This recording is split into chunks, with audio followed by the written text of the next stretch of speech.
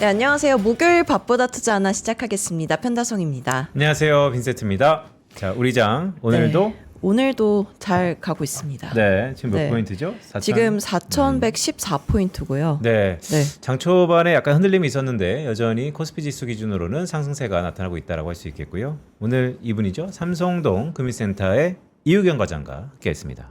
안녕하세요. 안녕하세요. 안녕하세요. 볼매 이유경. 네, 볼메이유. 네. 볼수록 매수하고 싶은 그녀.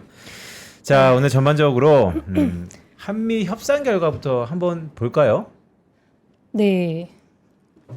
어제 좀 많은 일이 있었죠. 네. 생각보다 조금 빠르게 그리고 좀 일찍 이렇게 타결이 된 부분이 있는데 뒤에서도 짚어보겠지만 간단히 좀 안내를 드리겠습니다. 네.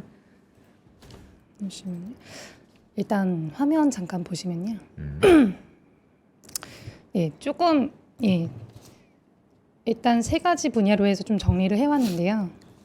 먼저 보실 부분이 첫 번째로 한미 양국 산하의 네. NSC 산하의 조선협력위원회를 신설하기로 합의를 했고요. 양국 조선협력위원회는 이 단기적 가시적 성과 도출을 목표로 하고 있습니다. 그리고 트럼프 대통령이 한국의 핵 추진 잠수함 개발 필요성에 공감을 했고 또 후속 협의 추진에도 동의를 했습니다. 그리고 위성락 국가안보보좌관은 트럼프 대통령이 원자력 등 핵심 전략 산업 협력에도 관심을 보였다고 밝혔고요. 미국은 한국의 핵잠수함 역량 필요성을 공식적으로 인정을 했습니다. 그리고 가장 저희가 좀 염려를 했던 부분인데 이 3,500억 달러 대미 네. 투자금이 어떻게 될지가 좀이 관심사였었는데요. 결국에는 현금 투자는 2,000억 달러로 하기로 하고 나머지 1,500억 달러는 조선으로 해서 협력을 하기로 했습니다. 이 2,000억 달러는 한 번에 일시에 지급하는 건 아니고 연간 200억 달러씩 이렇게 해서 외환시장의 충격 완화를 좀 위해서 이렇게 분할해서 지급을 하기로 했습니다. 그리고 이제 또 마스카 펀드인데요. 마스카 펀드를 한국 기업 주도 설립으로 하기로 하고 기업 보증을 포함하기로 했고요. 1,500억 달러는 조선협력 프로젝트에 직접 투입 예정입니다. 네. 그리고 또 가장 좋은 소식이었는데 예상을 하기는 했지만 상호 관세는 15%로 유지를 하기로 했고 자동차 부품 관세도 25에서 15%로 지금 인하했습니다. 그리고 반도체는 타이완과 대비해서 불리하지 않는 수준의 관세를 적용하기로 했고요. 의약품과 목재는 최애국 대우를 적용하기로 했습니다. 그리고 항공기 부품, 제네릭 의약품, 그리고 미국에 없는 희귀 천연자원 이런 것들은 무관세를 하기로 했고 상업적 합리성 원칙 기반에 의해서 투자회수 방식을 MO에 명시하기로 했습니다. 네, 그러니까 결국 핵잠수함 만든다는 거 오늘 종목이 좀 움직였던 것 같고 대미 투자 3,500억 달러 이거 어떻게 할 거냐라고 했는데 1년에 200억 달러면 우리나라 돈으로 한화로 한 28조 원 정도 되니까 이 네, 정도면 외환보유고 등등을 감안했을 때 네네. 뭐 감내할 수 있다라는 의미고 오늘 관세율 때문에 아침에 뭐 현대차는 좀 좋았던 것 같은데 저희 방송 시작하기 바로 직전에 네. 반도체 관련돼서는 약간 또 부정적인 흐름이 나타난 것 같았지만 결국 협상 내용을 보면 대만, 타이완에 비해서는 그러니까 상대적인 것이죠. 네. 결코 불리하지 않은 수준이다. 그래서 좀 지켜봐야겠다라는 생각인데 자, 전반적으로 어쨌든 호평을 받고 있는 한미 정상회담 간의 합의입니다. 자, 그렇다면 앞으로 계속해서 주요한 일정들이 쭉 있지 않아요? 네, 뭐 FOMC도 있었지만 지금 가장 주목받고 있는 게 에이펙이잖아요. 경주에서 지금 에이펙 열리고 있고 어제는 한국과 미국의 정상회담이 있었고 오늘은 제일 중요한 지금 경주에서 11시에 트럼프 네. 대통령과 중국 시진핑 네. 주석이 만나서 정상회의를 시작하게 되는데 여기에 좀 집중을 해보셔야 될 것 같습니다. 네, 두 정상이 만나는 게 6년 만이라고 해요. 6년 만에. 네, 맞습니다. 그럼 미중 정상회담에서는 어떤 점을 주목하면 좋을까요? 일단 트럼프 대통령은 재임 후에 첫 아시아 순방이자 방한하는 거고요. 시진핑 주석도 지금 11년 만에 방한하는 거라서 좀 의미가 크다고 볼 수 있겠습니다. 또 이 미중 정상회담도 6년 만이기 때문에 많은 네. 관심이 있는데요. 최근에 중국 히토류 수출 통제를 1년 유예를 했고, 그리고 미국도 중국산 제품에 대해서 100% 관세 부과를 유보하기로 반 방향으로 조율 중인데 아직 그 서명을 하진 않았지만 이런 긴장 완화 신호들이 좀 투자자들 사이에서 위험자산 선호 심리를 자극하는 핵심 요인으로 작용하고 있는 것 같습니다. 그래서 지금 미중 정상회담의 방향성과 시장 영향을 좀 살펴보도록 할 건데요. 장표 보시면서 설명드리겠습니다.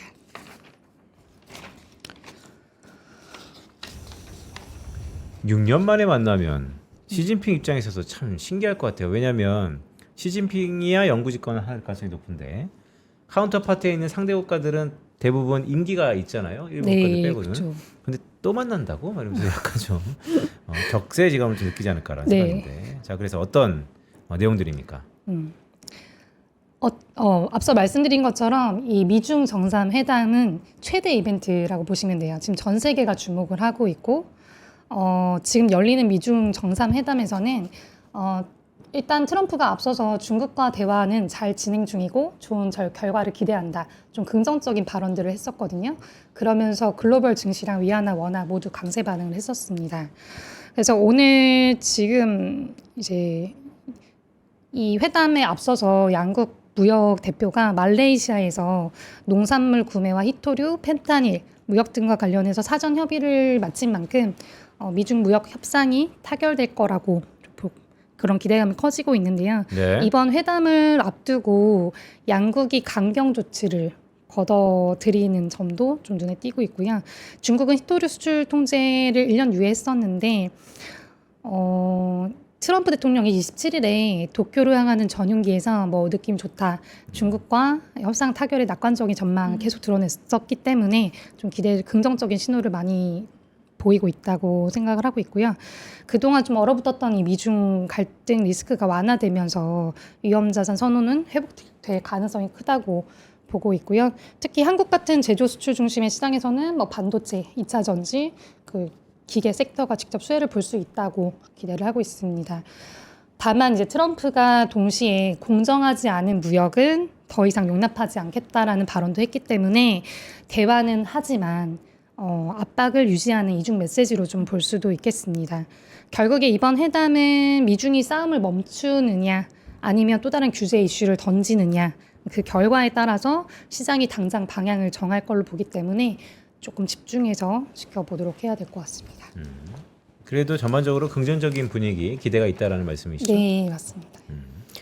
네, 그리고 젠슨 왕도 한국을 방문했잖아요. 네. 내일 이재용 회장이랑 정의선 회장이랑 젠슨 왕 CEO가 치맥을 하면서 거기도 치킨이에요? 네, 치맥을 하면서 만난다고 해요. 치킨이. 네, AI 관련 이슈는 어떤 게 있을까요? 네, 지금 세계 반도체랑 모빌리티 산업의 대표 주자들이 모여서 삼성역 근처에서 네. 치맥을 한다고 하는데 언제요? 30일. 30일? 예. 오늘이에요. 네. 이따 가볼걸? 집 근처인데? 삼성동 네, 저희 금융센터잖아요. 센터 근처라서 참. 참 궁금하네요. 그 어. 치맥집이 어디일지. 예. 깜부겠지 뭐. 네, 그래서 이제 그 치맥을 한 후에 다시 복귀를 해서 경주로 복귀를 해서 CEO 서밋에 참석하고 또 그 경주 시진핑 주석이 주재로 하는 만찬에 참석할 예정인데요.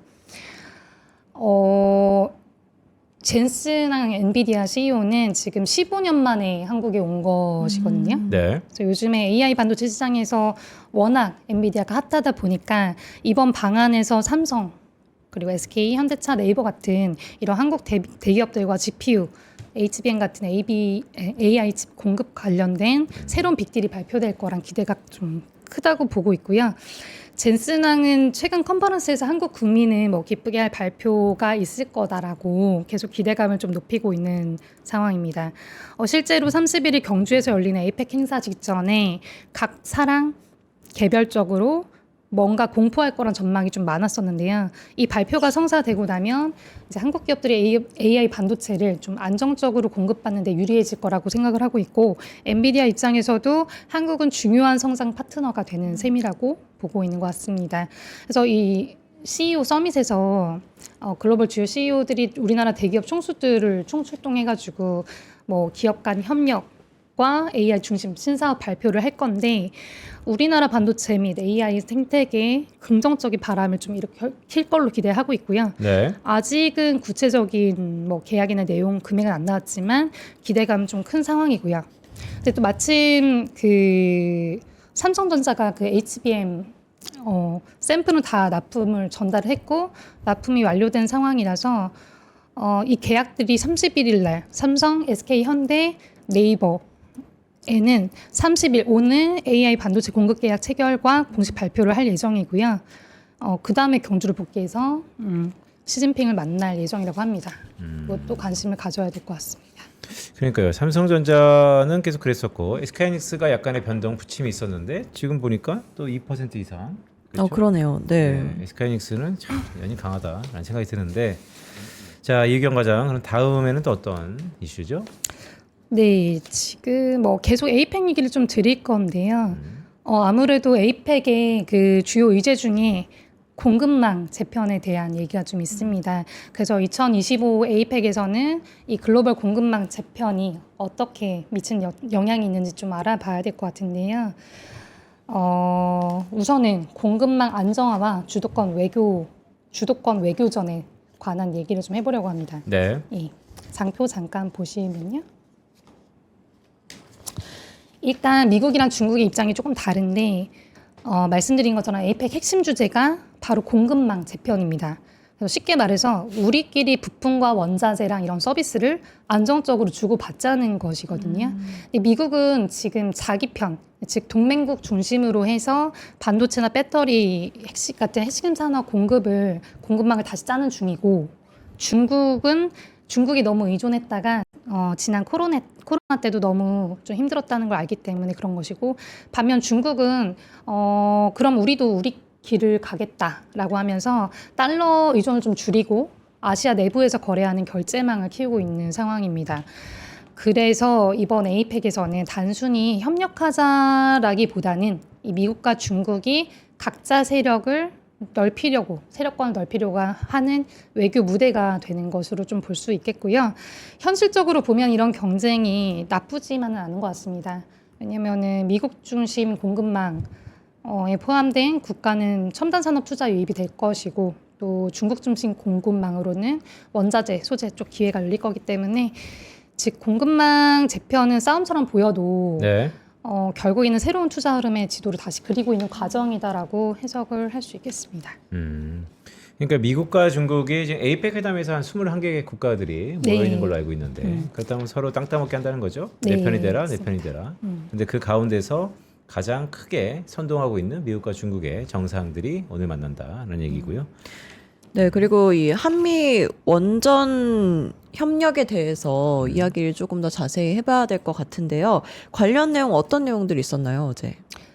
네. 어제 있었던 내용 중에 좀 안내를 드리겠습니다. 네. 원전 얘기가 있었어요? 네. 그죠. 어제 기술 협력한다고. 네. 근데 어제 원전에 대한 얘기만 있었던 건 아닌데 어쨌든 원전에 대한 그 언급을 했던 것이 있습니다. 잠시만요. 네. 일단 한미 원전 기술 협력을 해서 제3국의 수출 논의를 좀 했었는데 이것이 미국 원전 시장의 진출 본격화가 될 것으로 보고 있어요. 그래서 현대 엔지니어링 같은 이런 기업들이 미국 텍사스의 피드 단계라고 해서 설계 예비 단계입니다. 이 수주를 진행하기로 하고 미국 핵 에너지 르네상스 정책 속에 한국을 신뢰 파트너로 인정하겠다 이렇게 언급을 했었고요. 우리 한국원자력연구원이 미국 미주리대와 차세대 연구로 기술 협력을 계약 체결했고 이것이 이제 수출 네트워크까지 동시 강화될 것으로 보고 있습니다.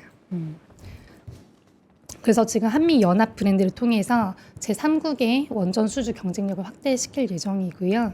미국 주도의 원전 수출 시장에 한국이 공동 진입하는 구조가 될 것으로 예측하고 있습니다.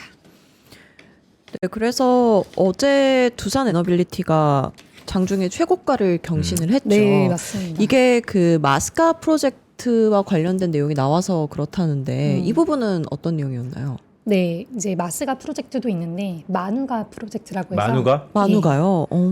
미국의 원전을 다시 위대하게라고 해서 이제 원전을 좀 재건하자. 네, 그런 얘기가 나왔었는데 네. 그러다 보니 이제 두산 에너빌리티를 비롯해서 원전 관련주 일제 다 폭등을 했고요. 근데 어제 이후에 그 저희 관세 협상 이후에 조금은 조정받고 조금 빠져 있는 상황입니다. 지금 오늘은 예, 예. 그러니까 아까 만우가 그래서 뉴클리어 그랬구나. 나는 만우가 그랬고 약간 억양이 잘못다면 좀 제가 잘못 들어가지고 뭐야 막 그랬었는데. 네. 네. 이제 만우가. 어제 마스가에 대해서는 조금 구체적인 언급이 있었고 네. 만우가는 사실 어제 얘기가 나온 것은 아니고 그 정상회담 이전에 얘기가 나와 있었는데 어제는 구체적인 얘기는 조금 없었기 때문에 특히나 오늘 또 이제 워낙 자동차 관세 이제 네. 인하되면서 현대차랑 이쪽으로 자금이 쏠리면서 상대적으로 원전 쪽은 조금 부진한 모습을 보이고 있습니다. 경주를 뭐 나중에 한번 가봐야 될 것 같은데 여러 가지 뉴스 플로우들을 보니까 뭐 홍보관도 많은 돈을 들여서 이것저것 했다면서요? 네, 맞아요. 얼마를 들였냐면 180억을 들여서 경주 에이펙 원전 홍보관을 지었다고 하거든요. 예. 그래서 저도 좀 홍보관으로 180억 원이라. 네, 뭐 그럴 수 있죠. 뭐 중요하니까. 아마도 이제 미국을 비롯해서 글로벌 이제 세계의 우리 원전에 대한 좀 마케팅 역할을 하려고 했던 것 같고요. 제가 이 180억을 들였다고 해서 그 이미지를 찾아보려고 했는데 아직은 사진이나 이런 것들이 없어서 그래요? 사진은 못 구해왔습니다. 이게 한수원에서 지금 이렇게 투자를 했고요. 한수원이 지금 경주 에이펙에 맞춰서 미리 원전 홍보관을 조성해왔습니다. 180억 원을 들여서.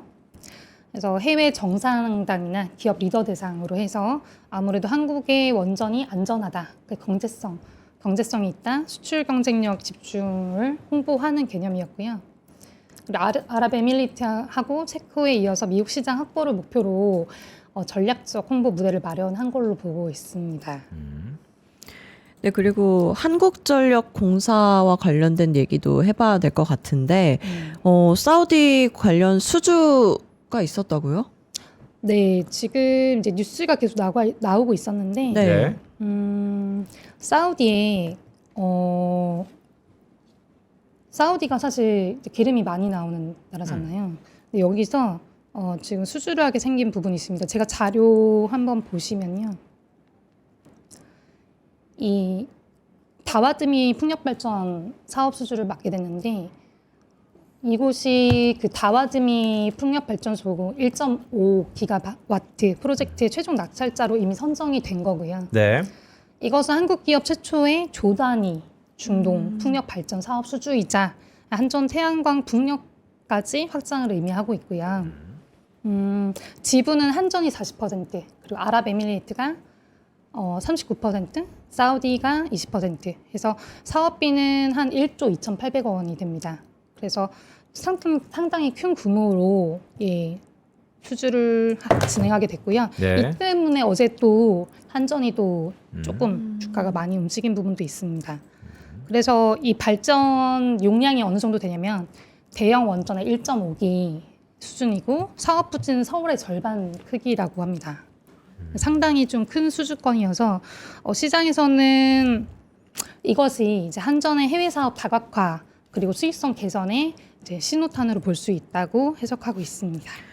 네, 한국전력에 대해서 조금 더 자세히 알아볼까요? 한국전력은 어떤 회사인가요? 한국전력은 일단 공기업으로 많이 알고 계시죠. 그래서 아무래도 그 지배구조 한번 살펴보면은 국민연금이 7%, 네. 한국산업은행이 30%, 정부가 18% 이렇게 보유를 하고 있습니다. 그리고 생각보다 외국인이 되게 많이 보유를 하고 있는데요. 한국전력은 그 전기를 만드는 곳은 아니고 한수원에서 전기를 만들면 여기서는 유통업처럼 전기를 갖다 파는 곳인데 여기서 아무래도 국가에 이제 제재를 받다 보니까 한동안 좀 전기요금을 많이 인상시키거나 이런 부분들이 좀 약했기 때문에 네. 그리고 특히나 유가가 좀 폭등했을 때 그때는 너무 단가는 높이지 못하고 비용은 많이 들어가기 때문에 한동안 적자폭이 꽤 컸습니다. 그래서 한 10년간 10년 이전에는 원래 100조 정도 부채가 있었는데 지금 200조 정도 부채가 되거든요. 그래서 좀 안정적이다라고 보지만 부채 때문에 선뜻 투자는 어려우셨을 거예요. 네. 예. 근데 이제 한번 보시면 우리가 잘 알고 있는 공기업들, 뭐 한국수력원자력, 남동발전 이런 것들 다 자회사거든요. 그리고 한국 그 수자원 같은 경우도 다 100% 지분이 있는 한국전력의 자회사입니다. 이런 것들 기본적인 부분이라 넘어가고요. 전력에 대한 모든 것. 음. 네. 한국전력은 좀 특이하게 구조적인 특징이 있어서 이걸 알려드릴 건데 대부분은 전기를 한수원에서 민간 발전사에 이제 사와서 판매를 하는 입장이고요. 이 도매 가격, S&P라는 도매 가격이 국제 유가랑 LNG 가격에 아주 직접적으로 영향을 받기 때문에 유가가 좀 중요합니다. 네. 근데 최근에는 유가가 좀 많이 떨어져서 지금 60불 정도인데 그런 부분에서도 지금 이제 유가가 하락하기 때문에 전기를 만드는 발전 단가가 줄어서 한전의 전력 구입비 비용이 감소를 한 부분이 있죠. 그리고 이 판매 단가 아까 말씀드렸지만 정부가 정하는 부분이기 때문에 아무리 구입 단가를 좀 낮추더라도 조금 어려운 부분은 있었습니다. 그래서 사실 뭐 판매 단가를 올릴 만한 그 호재가 있을 것이다 이런 얘기들이 많은데 아직 정확한 것은 아니고요. 4분기에는 좀 기대를 해보고는 있습니다. 그렇지만 최근에 이제 부채가 있는 상황이라도 영업이익이 많이 올라왔던 이유 중에 하나가 판매 단가는 많이 높이진 않았는데 일단 이 전력량을 쓰는 양이 많아졌잖아요. 우리가 데이터 센터부터 해서 전력량, 산업용 전력 그 수요가 많이 늘어났기 때문에 네. 매출 자체가 아주 많이 뛰었고요. 그래서 지금 이제 흑자 제가 뒤에서 이제 실적을 보여드리겠지만 아주 흑자로 돌아서고 지금 영업이익이 잘 나오고 있는 상황입니다. 그래서 지금 이제 2022년도에 보면은 유가랑 LNG가 급등했을 때 이 그 도매 가격이 200원, 킬로와트당 200원이 돌파하면서 30조 적자를 봤고요. 그리고 23년도 작년까지는 유가가 안정되면서 이게 110원대로 내려가면서 흑자로 전환 예상을 했습니다. 그래서 지금 실적 한번 보시면요. 근데 가장 큰 호재가 보면 결국 비용은 글로벌 경기에 연동된다고 할 수 있고 가장 중요한 것은 얼마나 가격을 높일 수 있는가 정부의 의지인데 네. 지금 이재명 정부는 이 전기 인상에 대해서 의지가 좀 강합니까? 어때요? 이제 밸류업 정책을 얘기하면서 이게 국민들이 사용하는 전기이기 때문에 전기 요금을 급격하게 올리는 것은 좀 솔직히 불가능하다고 보고 있지만 네. 한전의 주주들 입장에서 본다고 하면 이 거버넌스 개혁의 상황에서는 주주 입장에서는 이렇게 적자가 많이 나고 부채가 많이 쌓여 있는데 전기 요금을 못 올리게 하는 것 또한 그 거버넌스 개혁에 좀 위반한다라고 보고 있어서 좀 상충하는 부분이 있긴 합니다. 그래서 이재명 정부에서는 어쨌든 우리가 원전 그리고 전력을 살려야 되기 때문에 이 가격의 안정화를 도모하고는 있지만 이게 급격하게 가격이 올라가진 않을 것 같아요. 너무 충격을 주진 않는 선에서 앞으로 차츰차츰 올라갈 걸로 예상은 하고 있습니다. 그 이유경 과장이 지점에서 상품도 많이 취급하시잖아요. 네. 지금 국채 중에서 이 회사채, 한전채 같은 게 인기 많지 않아요? 맞아요. 좀 뭐 지금 금리가 조금 낮긴 하지만 한전채는 항상 그래도 금리도 상대적으로 괜찮고요.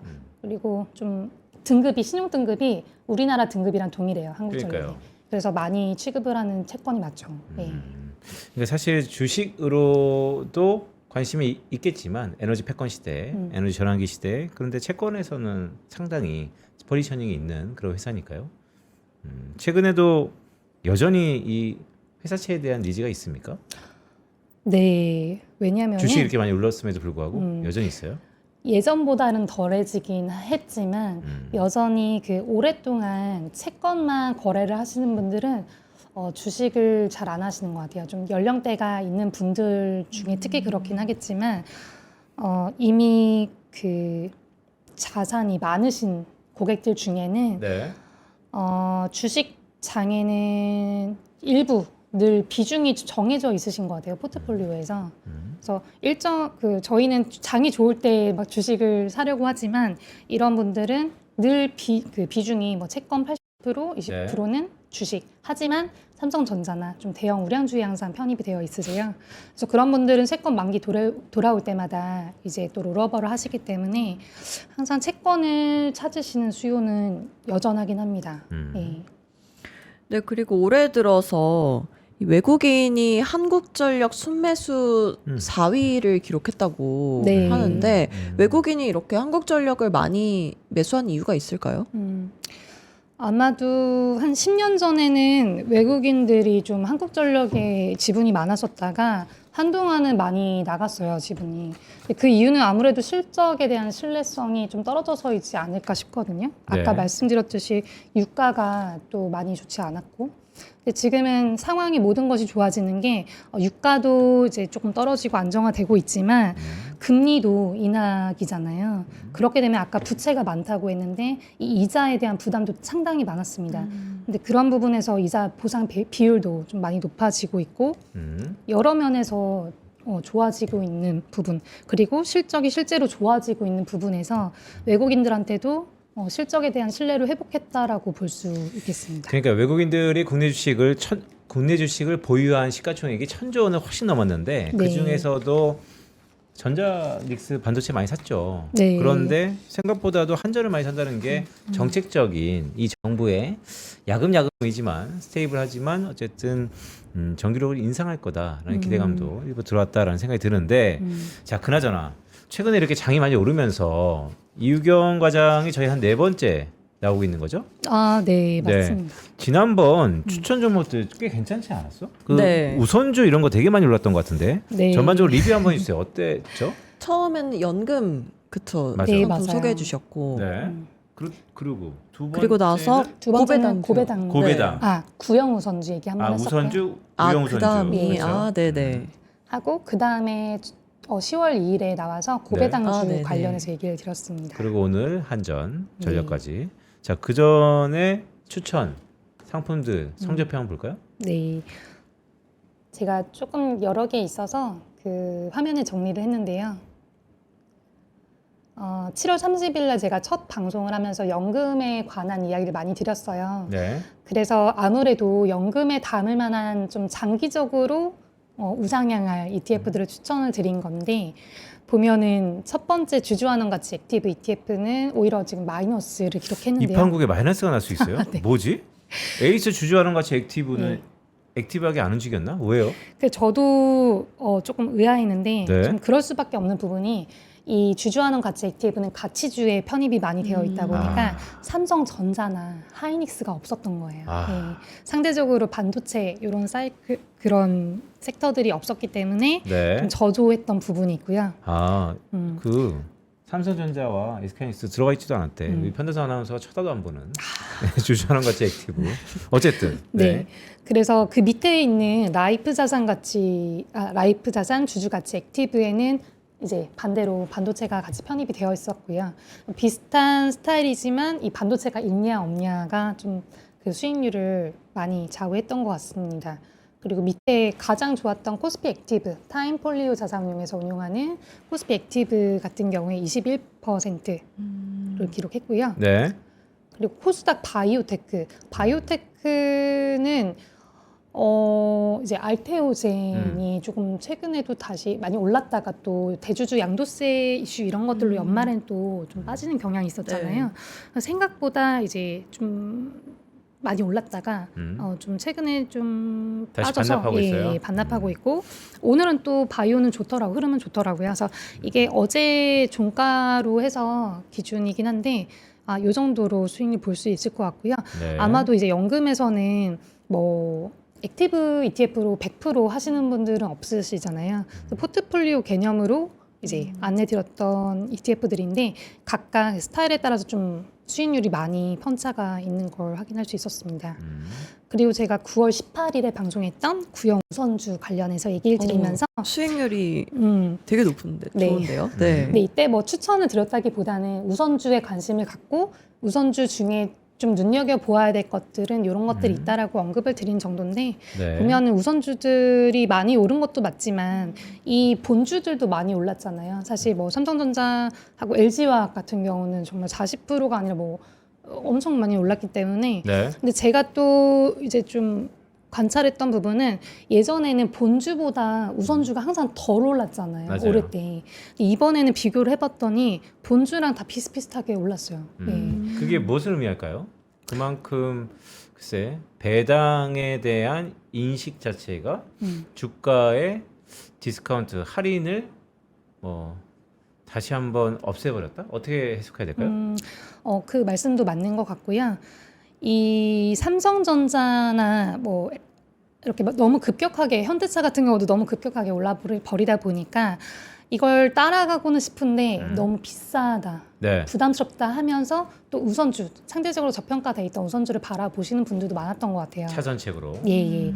그러면서 또 많이 편입이 된 부분도 있고 그리고 뭐 제가 그날 말씀은 드렸지만 사실 제가 그날 뭔가 이제 새로운 걸 발견해낸 것은 아니고 원래 우선주의 정의가 이제 그 의결권은 없는 대신에 배당에서 우선권을 가지자라는 건데 그런 부분에 있어서 우선권이 없었잖아요. 네. 예, 그 뭐 현대차, EUV 이런 것보다는 우선권이 덜했기 때문에 이제 그런 것들에 대한 인식이 이제 좀 바로 잡히는 거라고 볼 수 있었던 것 같습니다. 그때 복귀 보면 의결권이 없는 대신에 배당이 1%포인트 정도 더 있고 막 그랬던 것 같은데 기억이. 네, 맞아요. 그렇죠? 본주가 배당을 할 때 그렇죠. 같이 받지만 배당 본주보다 1%더 받는 거 그런 게 있는데 뭐 어쨌든 본주가 배당을 받지 못하면 우선주는 똑같이 배당이 없는 거죠. 네, 네. 그런 부분에서 보장이 되는 부분이 좀 없어서 아쉬웠다. 그러니까 그런 왜 제가 이걸 부분이었습니다. 기억하냐면 9월 18일 있지 않습니까? 사실 이때부터 엄청 올랐어요. 9월 FOMC가 직전이잖아요. 네. 이때부터 증시가 진짜 막 4천 가냐면 이때부터 맞아요. 네. 분위기거든. 그래서 제가 그때 타이밍상 그래 우선주 구형 우선주를 봐야 되나 되게 의미가 있다라는 생각했는데 역시 뭐 많이 오르긴 했네요. 네. 네. 고배당주는 어떻습니까? 네. 그래서 뭐 구형 우선주도 마찬가지지만 그 제가 좀 전에 뭐 삼성전자 우선주 이렇게 우선주들이 있는데 구형 우선주만 담은 ETF는 없었다고 말씀드렸잖아요. 네. 근데 그냥 우선주들이 이렇게 섞여 있는 타이거 우선주 ETF가 있었는데 그것도 수익률이 좋았던 것 같아요. 예. 그리고 이제 10월 2일에 최근에 추석 연휴 전에 제가 전날 나와서 방송했을 때 고배당주 말씀드렸는데요. 아무래도 이제 하반기에는 좀 고배당에 대한 관심 그리고 정부가 그 고배당 기업에 대한 분리과세 혜택을 주기로 하는 부분에 대한 기대 이런 것들 때문에 고배당 주들도 좀 수익이 좋았던 것 같은데 근데 제가 개별 종목 뭐 몇 가지 언급드릴 때 KTNG 말씀드렸는데 네. 이제 KTNG는 좀 지금 조금 안 좋아요? 주가가 올랐다가 조금 빠져있다 다시 이제 그 바닥 찍고 올라오는 추세고요. 현대차는 뭐 이게 18%로 제가 적어놨지만 뭐 어제 상승률이랑 오늘 이렇게 상승률 하면은 좀 어마어마할 것 같습니다. KTNG가 고점 찍고 약간 횡보 구간이구나. 네. 제가 13만 원이 KTNG 되게 중요하다 막 이런 얘기 많이 했었는데. 네. 근데 뭐 사실 보면은 10월 2일이어가지고 이게 지금 뭐 한 달 채 안 된 부분이라서 뭐 워낙 강한 섹터는 좀 많이 상대적으로는 수익이 좀 덜하지만 이런 것들은 좀 장기적으로 묻어가는 종목이다 보니까 네. 수익률은 조금 부진한 것 같습니다. 그러니까 오늘 유기영 과장이 갖고 오신 연금, 구형 우선주, 고배당주 다 이렇게 쭉 봤어요. 다시 한번 화면 좀 띄워주시죠. 다 좋은데 어쨌든 꼭 추천한 건 아니지만 유기영 과장과 소통하는 고객들의 포트폴리오에 일부가 요소 들어가 있을 거 아니에요. 네네. 이거 에이스 어떻게 할 거예요? 이거 주주환원 가치 액티브. 주주환원 가치 액티브. 가치주의 시대가 오는 겁니까? 예. 마이너스 7%예요 지금. 상대적인 YTD 생각하면 이거는 거의 포모의 최고봉이에요. 그래서 예로 들면은 그죠 포모로 느낄 수 있죠. 이것만 들고 이거 있던 완전 분들은 포모죠. 분명히 네. 포모로 느낄 수 있어서 컴플레인 있지 않을까요? 그래서 지금 주주환원 가치 액티브 ETF 외에도 그 제가 추천을 많이 드리고 있는 VIP 한국가치형 주식형 펀드가 있습니다. 근데 그 펀드에도 너무 수익률이 좋고 운용을 잘하지만 최근에는 그 반도체 섹터가 없었기 때문에 네. 예, 동일하게 좀 수익률이 부진했던 부분은 있어요. 근데 우리가 뭐 지금 반도체가 좋았으니까 앞으로도 좋을 거지만 또 다른 섹터들도 분명히 그리고 가치주가 또 주목받는 시기가 있기 때문에 이런 것들은 장기적으로 가져가시기를 권유드리고 있고 지금 이걸 매도해서 반도체로 갈아탄다? 그거보다는 일단 보유하신 분들은 가져가시는 게 맞다고 봅니다. 왜냐면 제가 내부에 제보를 들었어요. 네. 이렇게 포모가 많으신 분들이 막 불만투성이다가 이유경 과장을 만나고 나면 그래도 좀 차분해졌다? 뭐 이런 얘기 막 들었는데 여기 네, 여기로 일로 연락 연락해서 주시면 이유경 네. 과장님과 함께 포모의 네. 극대화를 받으시는 분 전화하셔가지고 네, 삼성동지점에 이유경 과장 찾으시면 연결되는 거죠? 네, 당연하죠. 삼성 그냥 네이버에 삼성동 금센터 하나증권 치셔가지고 전화 주시면 저를 연결해 주실 수 있고요. 그리고 뭐 이제 저희가 PB가 모든 것을 예상하고 정확히 맞추면 좋겠지만 그렇지 못할 때도 있잖아요. 그렇지만 저희가 하는 역할이라는 것은 대응하는 일이라고 생각하거든요. 그래서 시장을 예측했지만 조금 빗나갔거나 뭔가 문제가 생겼거나 아까 같이 어떤 포모를 느낄 때 다른 대안을 그때그때 찾아드릴 수 있는데 최선을 다하는 PB니까요. 예, 삼성동 검색해서 연락 주시면 잘 안내해드리도록 하겠습니다. 네, 삼성동 금융센터 이유경 과장님과 함께했습니다. 고맙습니다. 고맙습니다. 고맙습니다. 네, 저희는 잠시 광고 듣고 시장 흐름 살펴보도록 하겠습니다.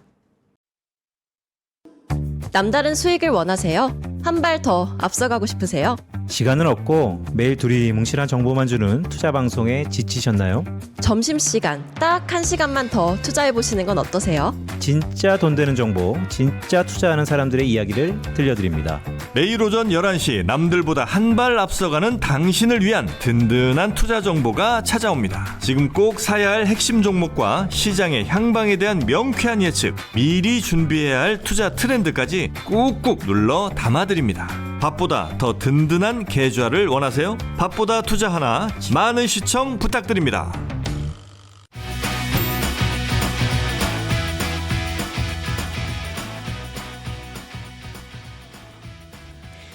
네, 마켓 이슈 하나하나 시간입니다. 지금 시장 어떻게 움직이고 있는지 투자자들이 가장 궁금해하는 건 뭘지 함께 알아보겠습니다. 유태우 PB와 함께합니다. 어서 오세요. 안녕하십니까, 유태호 PB입니다. 유태우 PB. 저희 언제부터 목요일에 나오게 된 거죠? 10월 달부터 제가 원래 화요일이었는데 네. 목요일로 바뀌어가지고 이렇게 목요일마다 인사를 드리고 있습니다. 그러니까 왠지 중요한 이벤트가 있을 때 유태우 PB를 찾게 되는데 하필 요일을 옮겼는데도 또 목요일이 중요한 날이네요. 그렇죠. 저를 따라다니는 게 아닌가 싶을 정도로. 자신감. 그리고 제가 오늘 제 코스피가 사실 좋게 출발을 했는데 제가 지표 같이 보여드리자면은 네. 좋게 출발을 했다가 좀 하락이었습니다. 네. 10시 반까지는요. 하지만 제가 여기 출연을 위해서 택시를 탑승한 순간부터 이제 오르기 시작해가지고 지금은 4,116포인트 기록을 하고 있고요. 근데 좋은 말씀 주셨는데 그럼 왜 업앤다운이 있었습니까? 어떤 이슈가 있었어요?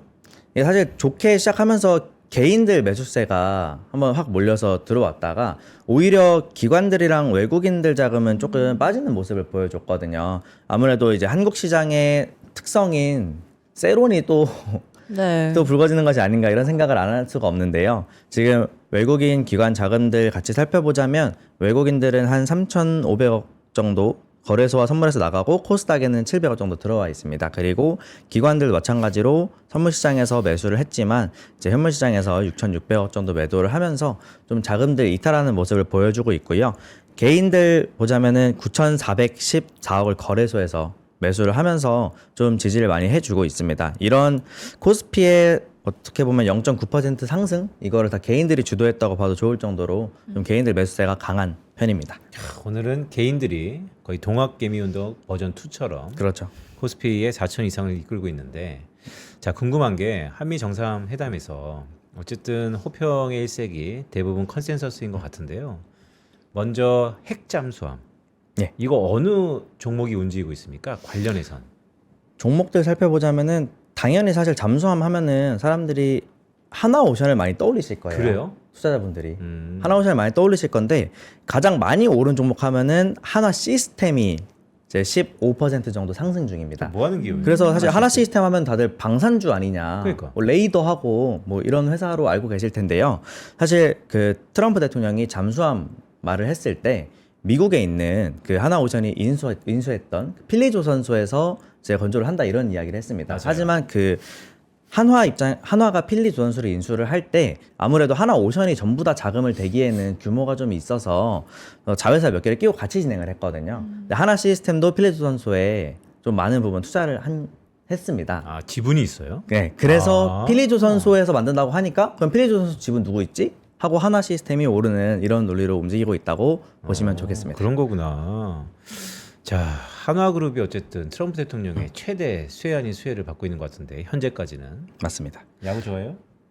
야구요? 네. 딱 한 번 보러 갔었습니다. SK 하이닉스밖에 모르는 거야? 아유. 네. 어쨌든 네, 최근에 잠시해서 어쨌든 뜨거운데 네. 한화의 선전도 기원해 봅니다. 저는 LG 팬입니다. 자, 그럼 두 번째 반도체는 어때요? 반도체 뭐 관세율이 대만보다 상대적으로 좋다 안 좋다 이런 얘기 막 있는 것 같은데. 예, 맞습니다. 이게 대만에 최대한 불리하지 않게 협상을 진행했다고 발표를 했고요. 정책실장님이 발표를 하셨고, 그리고 삼성전자 같은 경우는 지금 3.8% 정도 오르고 있습니다. 오르는 이유는 일단은 삼성전자가 보통 하이닉스보다 주가가 조금 못 오르는 모습들을 최근에 많이 보여줬었잖아요. 하이닉스가 7% 오를 때 삼성전자는 뭐 2, 3%밖에 못 오른다던가 이런 모습들을 많이 보여줬었는데 오늘은 삼성전자가 하이닉스를 이기고 있습니다. 그거는 뉴스가 나왔기 때문인데요. 뉴스요? 얼마 전에 그 기억하실지 모르겠지만 삼성전자의 HBM3E가 공급을 못 하고 있고 네. 그리고 HBM4도 뭐 콜테스트 통과를 실패했다 이런 뉴스가 뉴스톱에서 나온 적이 있습니다. 바로 이제 관리자에 의해서 뭐 조정하고 있는 기사다 하고 내려가긴 했지만 그게 말이 나왔을 때 삼성전자 주가가 좀 갑자기 9만 원까지 내려가는 모습을 많이 보여줬었거든요. 9만 원대까지 내려가는 모습을 보여줬었거든요. 근데 오늘 삼성전자에서 뉴스를 냈던 게 HBM3E 잘 납품하고 있고 그리고 HBM4의 샘플들도 다 나갔다. 샘플들이 잘 출하가 됐다는 뉴스를 내보냈습니다. 그렇기 때문에 아무래도 HBM4에 대해서 걱정으로 눌려 있었던 부분이 오늘 해소가 일부 되면서 좀 4% 정도 상승하고 있는 것이 아닌가 합니다. 네, 그리고 이 자동차 관세도 25%에서 15%로 낮아졌잖아요. 자동차 관련 종목들은 어때요, 지금? 네, 현대기아 어떻습니까? 맞습니다. 현대차가 사실 어제 장 시장 외에서 그 시간을 거래해서 14%까지 상승을 했었거든요. 그래서 다들 이제 오늘 아침에 조금 현대차 가지고 계셨던 분들은 좀 두근두근 하셨을 것 같은데 맞아요. 저도 가지고 있습니다. 그래서 저도 어제 두근두근 했습니다. 어떡하지? 내일 팔아야 되나? 어떡하지? 이런 행복한 고민을 하고 있다가 파셨어요? 아니요. 현대차가 이게 오늘 좋게 시작을 했는데요. 네. 아무래도 외국인 자금들이 좀 많이 빠져나가면서 좀 많이 상승분을 반납하는 모습을 보여줬습니다. 그게 의미하는 게 뭘까요? 관세가 문제가 아닌 건가?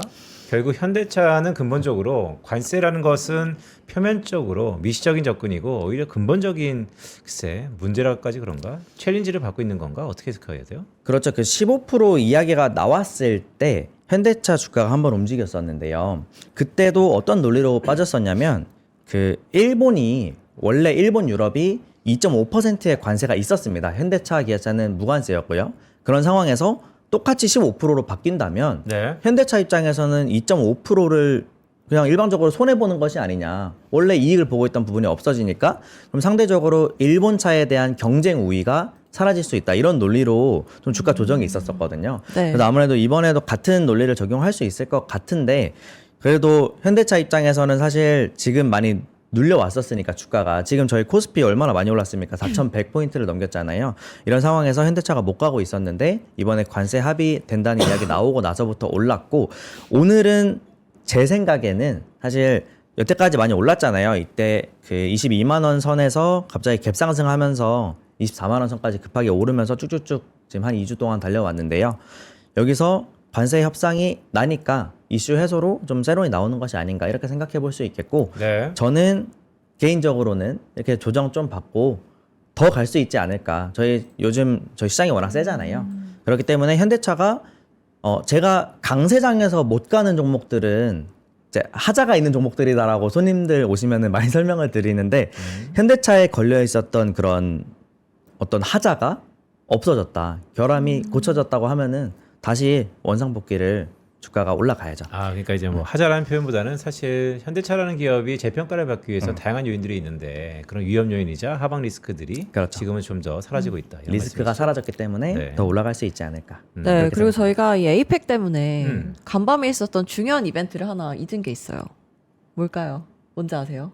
이벤트? 금리 인하. 맞습니다. FMC. 아, FMC. 네, 금리 인하를 했잖아요. 맞아. FMC 어떻게 됐습니까? 맞습니다. 제가 장표를 좀 준비를 해왔는데요. 연준이 경기 둔화와 고용 부진 우려 속에서 기준금리를 한 번 더 인하를 했습니다. 연속으로 0.25%포인트 인하를 했고요.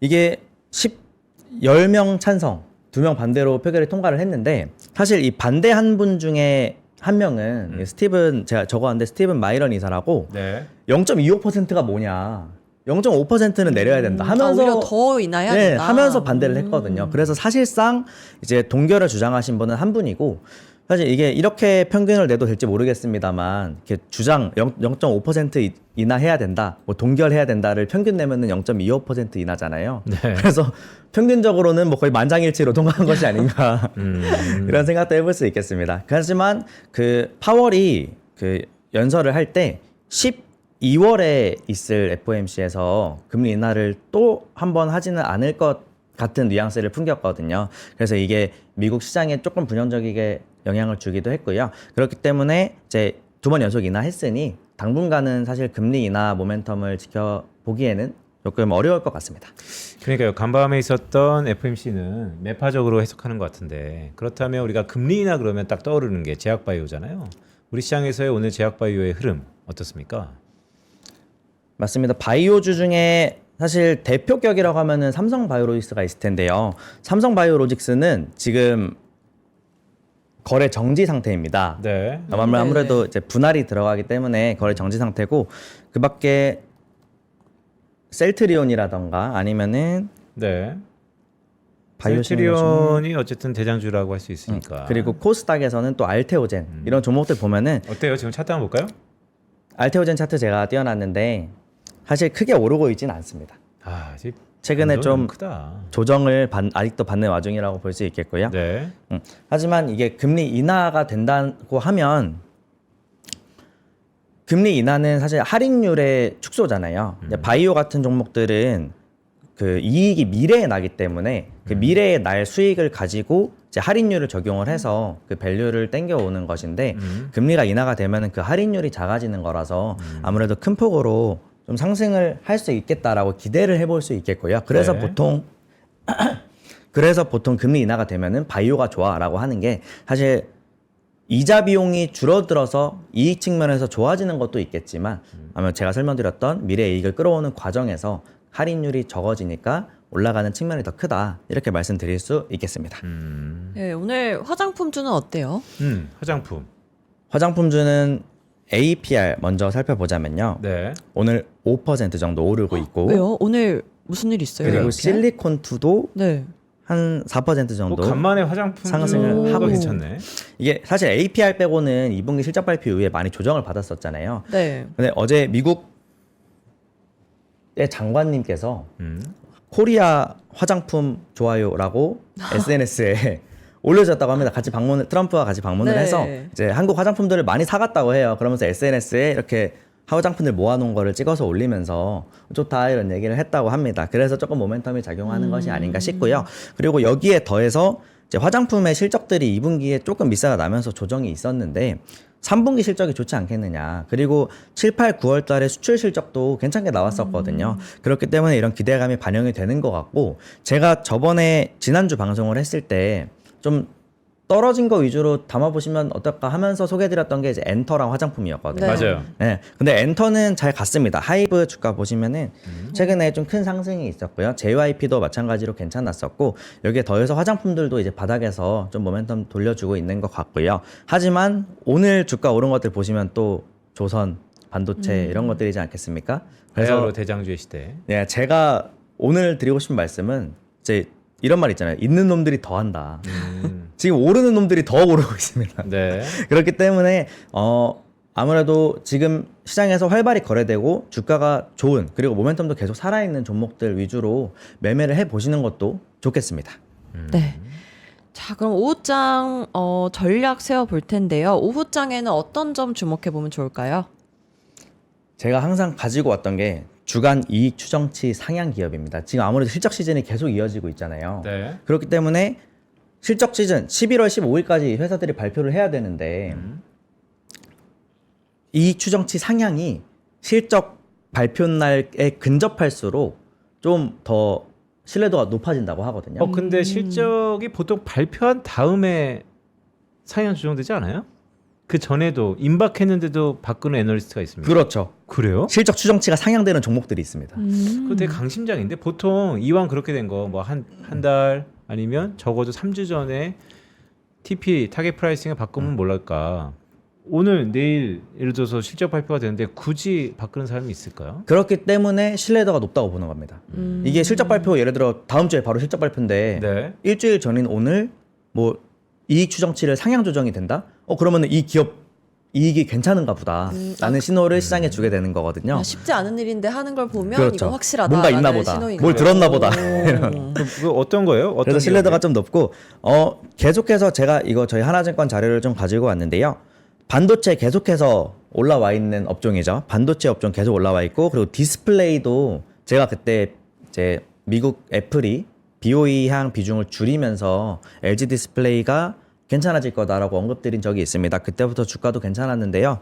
이 추정치도 계속해서 상향 조정되고 있고 그리고 조선이 사실 이미 수준은 받아놨고 그리고 그게 얼마짜리다 다 공시가 되어 있잖아요. 근데 그런 와중에 이렇게 이익 추정치가 상향된다는 거는 영업이익률을 조정한다는 거거든요. 근데 과거에 추정했던 영업이익률보다 지금 조선 업종들이 뽑아내는 영업이익률이 더 높다. 상향 조정된다. 이렇게 봐주시면 좋을 것 같습니다. 그리고 그래서 어떤 업종들이에요?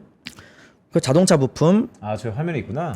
제가 할 때, 그리고 철강, 그리고 건자재, 전기장비, 방송 엔터 이렇게 있습니다. 방송 엔터도 제가 계속해서 말씀드린 거고 여기 하향 업종에 화장품이 있습니다. 그래요? 예, 그래서 이 화장품 같은 경우는 아무래도 APR이 그랬던 것처럼 네. 실적이 컨센서스 대비 상향해서 그러니까 컨센서스 대비 더 서프라이즈로 잘 나온 종목들한테 그 수급이 몰릴 가능성이 있다고 봅니다. 전체적으로 화장품 업종 자체의 실적이 만약에 안 좋더라도 뭐 예를 들어 APR이라던가 실리콘투, 달바도 그럴 수 있겠죠. 그런 종목들이 실적이 컨센서스보다 잘 나와준다면 오히려 다른 주식에서 돈을 빼서 그 주식한테 돈을 넣을 수 있는 이렇게 수급이 몰리는 현상이 일어날 수 있을 거라고 생각합니다. 네. 요즘에 화장품 잘 안 써요? 저는 항상 많이 쓰죠. 네. 그래? 그러니까 실적이 글쎄 꽤 너무 낙관적으로 봤다가 약간 좋아지긴 하는데 컨센서스 대비 좀 보수적으로 바뀌지 않는가 이런 생각 좀 드는데 어쨌든 자 그렇다면 마지막 5장 우리의 투자 전략을 한마디로 정리하자면 어떨까요? 아까 말씀드렸던 있는 놈이 더한다. 네. 그리고 바닥에서 턴어라운드 하는 종목들도 항상 저는 매수는 기술이고 매도는 예술이다라는 이 주식 격언을 굉장히 좋아하거든요. 네. 그래서 지금 사실 올라가는 종목들 삼성전자나 하이닉스를 가지고 계신다면 이거를 더 살까 말까를 고민하지 마시고 언제 예술적으로 팔 수 있을지 고민을 해보시고 그리고 매수는 기술적으로 화장품주들이 많이 빠졌던데 이익 추정치가 이 정도니까 이쯤에서 한번 매수를 해봐도 좋지 않을까? 이런 식으로 조금 계산적으로 들어가시면은 방금 이 격언대로 매수는 기술적으로 매도는 예술적으로 하실 수 있지 않을까? 우리 개인 투자자분들 그렇게 투자하셨으면 좋겠습니다. 그래서 지금은 기술이 더 필요한 시기입니까? 예술이 더 필요한 시기입니까? 지금은 근데 사실 예술이 좀 더 필요한 시기긴 하죠. 그래요? 언제 팔지? 지금 파시면 후회하실 수도 있습니다. 근데 알겠습니다. 그러면 지금 팔면 후회하면 지금 기술적으로 더 사야 되는 게 중요한 거 아닌가요? 지금 근데 고점에서 사게 되면은 아, 또 예술로 또- 사시는 거기 때문에 이제 기술로 사셔야 되니까 이렇게 아래서 좀 이렇게 밸류도 좀 더 넉넉히 남아 있고 네. 좋을 것 같고 이런 종목을 사시는 게 좋지 않을까요? 그렇게 생각합니다. 알겠습니다. 유태우 PB와 함께했습니다. 고맙습니다. 고맙습니다. 감사합니다. 우리 유태우 PB가 우리 편다송 아나운서의 영린을 건드렸어. 지금 계속 사야 되는데 갑자기 팔라 그러고. 나 사야 되는데. 그러니까 왜 팔라 그러지? 이런 생각했습니다. 네. 맞습니다. 자, 젠슨 왕도 한국에 와서 치킨을 먹는다 그러는데 우리 치킨 이벤트는 잘 되고 있습니까? 우리 치킨 이벤트 아주 잘 되고 있고요. 많은 분들이 참여해주고 계십니다. 금요일마다 추첨을 통해서 치킨 세트를 드리고 있고요. 저희 방송 보시고 인상 깊었던 부분 댓글로 남겨주신 다음에 신청까지 해주시면 저희가 매주 추첨을 통해서 치킨 세트 드리고 있습니다. 자, 여러분 한미 정상회담 생각보다 좋았다라는 얘기를 했는데 우리 시장은 또 객관적으로 평가하는 것 같습니다. 지금 이 순간부터는 미국과 중국의 정상회담 부산에서 열렸던 것 같은데 경주가 아니고 어쨌든 미국 아니요 김해. 오 김해. 가까웠어요. 네. 네, 우리의 모든 이목이 김해에 집중돼 있다라고 오후장을 여러분들의 재테크 여정에 또 다른 버팀목이 아니면 희망이 되기를 기원드립니다. 고맙습니다.